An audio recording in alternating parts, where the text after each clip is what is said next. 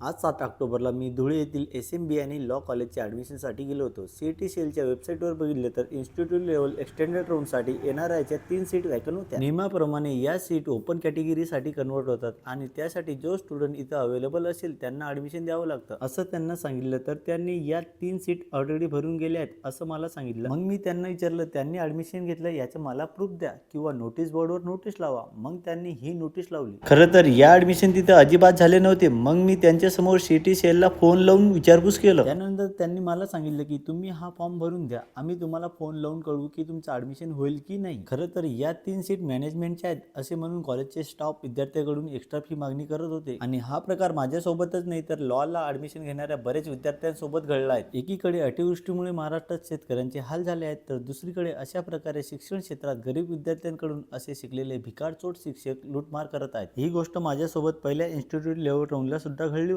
त्यात धुळे येथील doctor Babasaheb Ambedkar law college जळगावच्या Godavari foundation, doctor Ulhas Patil law college, SM Maniyar law college Jalgaon या कॉलेजचा पहिल्या इन्स्टिट्यूट लेव्हल राऊंडला अशीच माझी फसवणूक केली होती. 2 दिवस झाले, आज ॲडमिशनची शेवटची 8 तारीख येऊन गेली आहे. तरी पण SMB आणि लॉ कॉलेज धुळे यांचा काही रिस्पॉन्स आला नाही. माझ्या मित्राला सांगितलं कॉलेजला जाऊन विचारपूस कर किंवा नोटीस बोर्डवर त्यांनी त्या 3 सीट्ससाठी मेरिट लिस्ट लावली का ते बघ. तर तिथल्या नोटीस बोर्डवर काहीच नव्हतं. त्यांच्याकडून लिस्ट मागली तर त्यांनी देण्यास नकार दिलं. आता या सगळ्या गोष्टीला जबाबदार कोण? माझ्यासारख्या शेकडो मुलांचं शैक्षणिक वर्ष वाया गेला, याला जबाबदार कोण? मग हा व्हिडिओ या सगळ्या कॉलेजवाल्यांपर्यंत, CET-CEL पर्यंत, शिक्षण मंत्रीपर्यंत आणि महाराष्ट्र सरकारपर्यंत पोहोचला पाहिजे आणि यावर कारवाई करून आम्हाला उत्तर मिळालं पाहिजे, जेणेकरून यापुढे अशा प्रकारे कोणताही गैरप्रकार होणार नाही. आता यापुढची सर्व जिम्मेदारी सोशल मीडियावर ऍक्टिव्ह राहणाऱ्यांवर आहे. आशा करतो की या गोष्टी तुमचा सपोर्ट असेल. धन्यवाद.